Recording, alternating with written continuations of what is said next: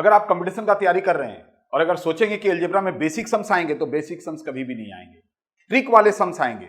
अगर आप कितना भी फॉर्मूला रट लीजिए, सवाल आप नहीं बना सकते हैं। इस टाइप के सवाल जो आप देख रहे हैं बोर्ड पे है, ये अब आप बताइए कितने टाइम में बन सकते हैं। याद रखेंगे जी, ऐसे सवाल आप विद इन 5 सेकंड बना सकते हैं। कितना? 5 सेकंड के अंदर बना सकते हैं। जैसे देखिए, यह सवाल है दिया हुआ है, इसका आंसर क्या होगा? 66। इसका आंसर क्या होगा? इसका आंसर 2 होगा। यस, इसका आंसर क्या होगा? इसका आंसर 1 होगा। क्या आप इतना जल्दी सॉल्व करना चाहते हैं? तो अलजेब्रा में आपको ऐसे टेक्निक से हम बताएंगे जो टेक्निक आप शायद अभी तक नहीं देखे होंगे। पूरा अलजेब्रा अगर आप करना चाहते हैं तो मेरे साथ सिर्फ और सिर्फ एक एक वीडियो में बने रहिए। पूरे अलजेब्रा को हम 4 भागों में बांट दिए हैं। Symmetry, MI. आप बोलेंगे सर ये एमआई क्या है?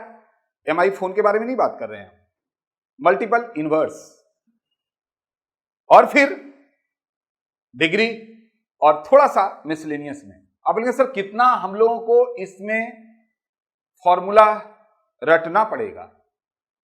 कुछ नहीं रटना पड़ेगा, जो आप पहले से जानते हैं उतना में ही इस टाइप के सारे सवाल, जितने भी खतरनाक से खतरनाक सवाल रहेंगे, आप उसको सिर्फ देखेंगे और 5 सेकंड सोचेंगे और आंसर देंगे। ठीक है, तो चलिए इस टाइप के सवाल को अगर आप देखना चाहते हैं कि आंसर ये कैसे आया, तो बने रहिए। बेसिक से लेके एडवांस तक हम आपको करवाएंगे, ये हम आपको प्रॉमिस करते हैं।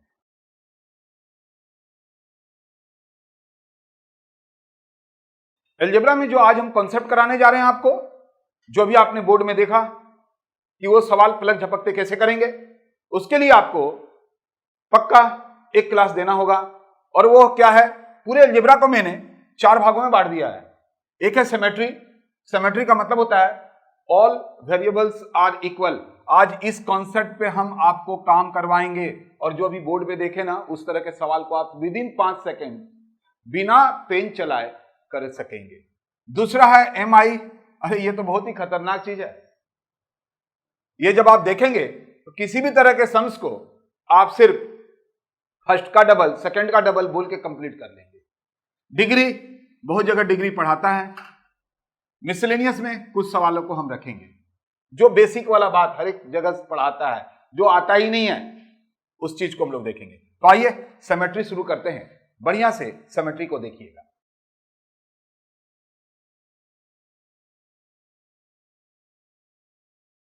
सिमेट्री का मतलब होता है ऑल वेरिएबल्स आर इक्वल। जितने भी वेरिएबल्स दिए रहेंगे उसको हम लोग इक्वल मानते हैं। जैसे x equal to Y equal to Z. आप बोलेंगे सर नहीं समझे, उसी को समझाने के लिए यहां पर मैंने एग्जाम्पल दिया है। साथ ही साथ आपको नए चीज को समझने के लिए बस 15 मिनट देना पड़ेगा। एक वीडियो को जैसे ही कंप्लीट करेंगे आप सिमेट्री दूसरे को सिखा सकेंगे। अभी जैसा कि मैंने आपको बताया कि ऑल वेरिएबल्स आर इक्वल। आप यहां पर देखो, x है, y है, z है, सिंगल सिंगल ये 3 है, तब हम लोग बोल सकते हैं कि ये तीनों इक्वल है। यानी x x है तो y को भी x मान सकते हैं, x को भी y मान सकते हैं। ये सिमेट्री है, ये सिमेट्री का एग्जांपल है। ये भी सिमेट्री का एग्जांपल है। देखिए x 2 ठो है, y 2 ठो है, z 2 ठो है, मतलब ऑल वेरिएबल्स आर इक्वल, सारे वेरिएबल्स इक्वल है। ये भी सिमेट्री का एग्जांपल है। लेकिन इसको देखिए, क्या ये सिमेट्री का एग्जांपल है? नहीं है। आप बोलेंगे सर क्यों नहीं है? क्योंकि यहां x 2 ठो है, y 2 ठो है, लेकिन z कितना आ गया? ये सिमेट्री नहीं है। तो सबसे पहले आप सिमेट्री मतलब आप ऑल वेरिएबल्स आर इक्वल, सब इक्वल है कि नहीं, इसको पहचानने के लिए सीखेंगे। अब यहां पर देखिए X Y, Y Z, Z X, सभी में 2-2 वेरिएबल्स है, तो ये भी सिमेट्री का एग्जांपल है। फिर यहां पर देखेंगे X square equal to Y Z है, Y square Z X, Z square X Y, मतलब एक्स स्क्वायर आगे में है तो इधर पीछे में 2-2 है, ये भी सिमेट्री है, एग्जांपल है। तब अभी आपको यह पता चला कि सिमेट्री का मतलब होता है ऑल वेरिएबल्स आर इक्वल, जितने भी वेरिएबल्स रहेंगे वो इक्वल रहना चाहिए। जैसा कि हम यहां पर देख रहे हैं इक्वल नहीं है तो यह सिमेट्री नहीं हो सकता है। तब यह सिमेट्री से नहीं बनेगा, ये चीजों को आपको पहले समझना है। यहां तक उम्मीद है कि आप समझ गए होंगे। आगे बढ़ें। अब देखेंगे, जैसा कि मैंने बताया ऑल वेरिएबल्स आर इक्वल, तो ये x है, ये y है, ये z है। इसको हम क्या लिख सकते हैं? इसको हम क्या लिख सकते हैं बोलिए? इसको भी हम x, इसको भी x, इसको भी x, या तीनों को y या तीनों को z लिख सकते हैं।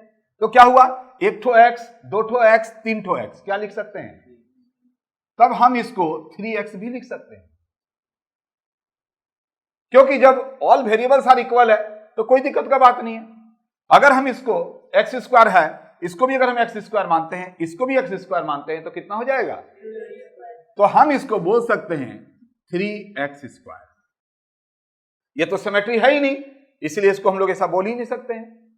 और यहां पर देखिए क्या बोल सकते हैं, बोलिए इसको कैसे लिखेंगे आप? अब बोलेंगे सर इसको कैसे लिखेंगे? 3xy। क्यों लिखेंगे 3xy? ये xy है, ऑल वेरिएबल्स आर इक्वल, तो इसको भी हम xy बोल सकते हैं, इसको भी xy बोल सकते हैं। तो क्या हो गया? 3xy। और 3xy ही क्यों बोलेंगे? जब सब वेरिएबल एक है, इक्वल है, तो y भी तो x हुआ, यानी हम इसको बोल सकते हैं ये भी हुआ x, यानी x स्क्वायर, तो हम बोल सकते हैं 3x स्क्वायर। हो रहा है क्लियर? इसको हम लोग देख लीजिए, क्या इसको बोल सकते हैं, क्या बोल सकते हैं? अरे ये तीनों तो इक्वल है, ये सब तो एक है। तो इसमें जब ये देखिए यहां पर सब ये इकट्ठा था, ये अलग अलग है, तो इसमें हम लोग क्या करते हैं, दो को इग्नोर कर देंगे। अलग अलग है ना, दो को इग्नोर कर देंगे, क्योंकि साथ में नहीं है जो कि हम उसको जोड़ के लिखेंगे। क्या करेंगे? इसको इग्नोर कर देंगे। इग्नोर करने के बाद ये क्या हो गया? अब इसको हम लोग कैसे लिख सकते हैं बोलिए? ये तो एक्स स्क्वायर हुआ, तो X square, all variables are equal, तो ये क्या हुआ? एक्स और एक्स 2x। आप बोलेंगे सर एक्स स्क्वायर क्यों नहीं होगा? क्योंकि प्लस में है, एक्स और एक्स क्या हो गया? 2x। तो फिर अगर यहां पर देखिए, यहां दो ठो x है, यहां पर हम इसको बोल सकते हैं x इंटू x, और ये हो गया 2x, तो यहां से x कट गया, तो x का वैल्यू कितना हो गया? 2। x का वैल्यू भी ला सकते हैं। तो देखिए, अगर आप ट्रिक से सब कुछ करना चाहते हैं, वो जो बड़ा सवाल देखे थे ना अभी, उसको भी हम दिखाएंगे, बट यहां पर पहले आप समझ लीजिए कि ऑल वेरिएबल्स आर इक्वल को कैसे लिख सकते हैं। देखिए इतना बड़ा था, आपने इसको सिर्फ 3x लिख दिया। कितना बड़ा था? लिख दिया 3x स्क्वायर। इसको देखिए 3x स्क्वायर में इसको भी कन्वर्ट कर दिया। इसको देखिए, दो को हटा दिए क्योंकि ये प्लस में नहीं है, दोनों अलग अलग है, तो सिर्फ एक को लेके बना दिए, क्योंकि ऑल वेरिएबल्स आर इक्वल, तो इसका जो वैल्यू होगा वही इसका भी होगा, वही इसका भी होगा। तो यहां तक क्लियर हुआ? आप जल्दी से अपने कॉपी में नोट डाउन कीजिए, फिर आगे बढ़ते हैं।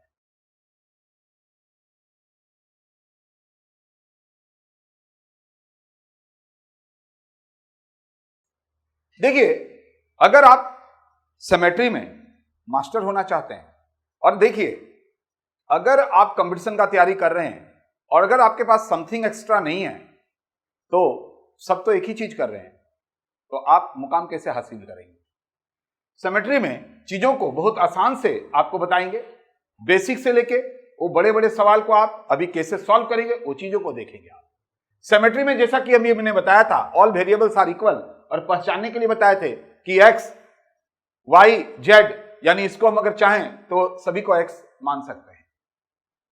अब अगर एक इक्वेशन है, इक्वेशन तो देगा, अलजेब्रा में तो इक्वेशन देता है, और उसमें अगर दो वेरिएबल्स है तो एक को 0 मान लेंगे, एक को क्या मानेंगे? 0 मान लेंगे। अगर एक इक्वेशन में दो वेरिएबल है तो एक को 0 मान लेंगे। जैसे अगर x plus Y plus Z equal to अगर कुछ दिया हुआ है, तो उसमें x plus Y plus Z में से किसी को भी 0 मान लेंगे। अगर दो दिया हुआ है, किसी एक को 0 मान के आराम से काम कर सकते हैं। If there is one equation and two variables, two क्या? Two and more, two and more भी लिख सकते हैं, then 0 can be assume for a variables, तब किसी एक वेरिएबल को हम लोग 0 मान सकते हैं। अब 0 किसको मानेंगे? जो ज्यादा बार आया है, जो ज्यादा बार आया है। जैसे अगर मान लीजिए हम बोलेंगे x plus Y plus 2z, तो z 2 बार आया है तो इसको 0 मान लेंगे। या मान लीजिए अगर x plus Y equal to 2z बोला है तो इसको 0 मान लेंगे। तो कहने का मतलब हुआ कि variables which occurs more time can be assume 0, जो ज्यादा बार आया उसको 0 मानेंगे। एंड आप सभी को ही जानते हैं रूल को कि डिवाइड में 0 नहीं होना चाहिए, क्योंकि अगर डिवाइड में 0 हो जाता है, जैसे अगर हम बोलेंगे 0/5 तो 0 हुआ, लेकिन अगर 5/0 बोल देंगे तो नॉट डिवाइड। इसीलिए डिवाइड में 0 नहीं होना चाहिए, क्योंकि अगर 0 हो जाएगा तो आप समझ ही सकते हैं, यानी डिनोमिनेटर कैन नॉट बी 0। तो ये चंद बातों को याद रखना है, और ये चंद बात क्या हुआ कि ऑल वेरिएबल्स आर इक्वल, बस यही तो मेन है। जितने भी वेरिएबल हैं, एक से ज्यादा वेरिएबल, किसी को भी 0 मान लेंगे, जो बड़ा रहेगा या जो ज्यादा बड़ा है उसको 0 मानेंगे, और नीचे में 0 नहीं होना चाहिए, ये जरूर चेक करेंगे। यानी 0 मारने के चक्कर में ये नहीं होना चाहिए कि नीचे में 0 आ जाए, क्योंकि कुछ ना कुछ तो वैल्यू जरूर होता है। तो सिमेट्री हम लोग स्टार्ट कर चुके हैं, एक एक चीजों को आप लिख चुके हैं। अब आइए, सबसे पहले हम आपको सिमेट्री का आइडेंटिफिकेशन बताए थे, आप आइडेंटिफाई कर चुके हैं कि सिमेट्री किसको बोलते हैं, ऑल वेरिएबल्स आर इक्वल होना चाहिए। लेकिन अब हम आपको x का वैल्यू निकालने के लिए सिखाएंगे, 0 मान के, कि x का वैल्यू 0 मान के कैसे निकलता है। अगर x का वैल्यू आपने निकाल लिया, 1 को 0 करके, 2 को 0 करके, फिर तो वो बड़े बड़े सवाल तो आप यूं ही कर लेंगे। तो आइए अब हम आपको सबसे पहले x का वैल्यू निकालने सिखाते हैं।